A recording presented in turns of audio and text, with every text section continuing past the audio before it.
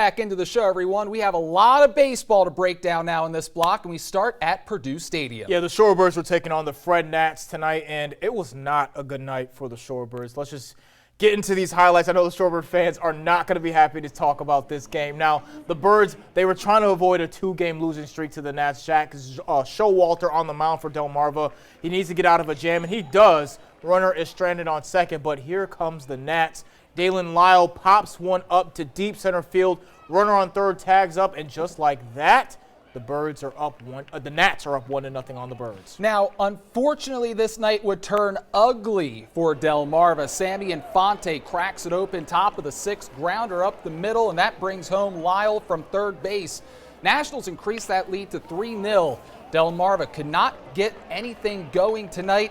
They're throttled by the Nationals' final score of 10-1. Yikes. All right, now we focus a lot on the Orioles prospects simply because the Shorebirds are affiliated with Baltimore. But this week, Nationals prospects in town, so we sat down with a few of them. A couple of them you just saw in those highlights. First, we're going to talk about a flamethrower in town, 6'6", Harleen Susana, part of the trade that sent Juan Soto to the Padres last summer.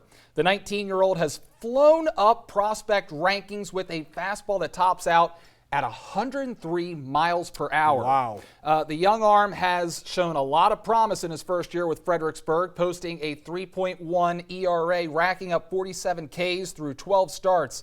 Now, his main weakness has been the lack of command, but he has found a rhythm in his last 2 months on the mound. His last 8 starts, 31 strikeouts, just 12 walks, a 1.87 ERA. So he's been dominating. And Nats fans, this guy could be your next ace. He's been able to go deep into games by keeping his pitch count down, attacking the zone with his fastball and his new breaking ball. He's got a curveball now, he's got a four-seam sinker and a changeup, and they're all really hard, but just limiting walks by not throwing as many pitches per inning. So, he doesn't strike out a ton of dudes right now, but I think he will once he gets command of all 4 pitches. But man, he's been fun to watch pitching in the 5th inning for us.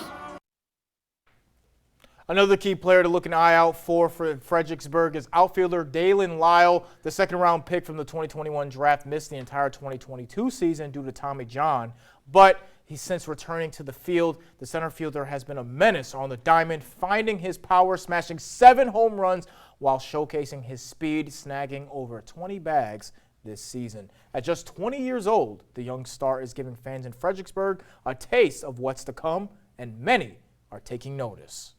A game changer, scoreboard changer, someone, when I come up to bat, there's runners in scoring position, making something happen in the field on the base paths. He's just a ball player. He's a guy that comes out and wants to play every day, and it's something to be said about that.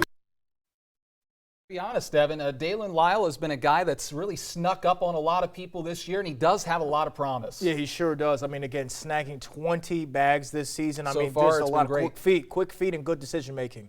All right, the Nationals have a few top young prospects as well in this Fredericksburg team that we haven't gotten to. Let's take a look now as we're spotlighting Washington's second-round pick in the 2020 draft, utility infielder Sammy Infante.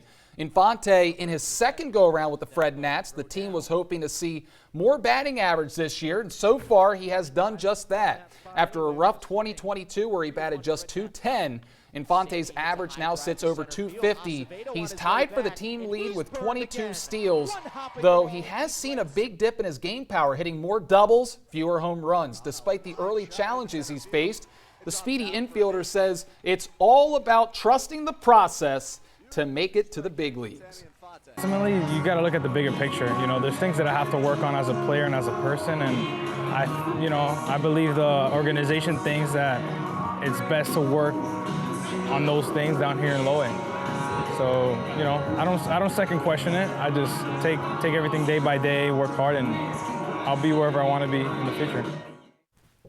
Now, some Nats fans may have noticed that one of their top prospects in Washington has been out of the lineup this week. Elijah Green, he's been out since June 28th. He's still on the active roster, but he hasn't been placed on the injured list. Now, we are told that he is out with an injury, but that he is doing fine. Now, the team would not disclose what type of injury Green is dealing with, but he will be back after the All-Star break. Now, manager Jake Lowry said Green was doing too much at the plate and they're working with last year's 5th overall pick on recognizing pitch spin.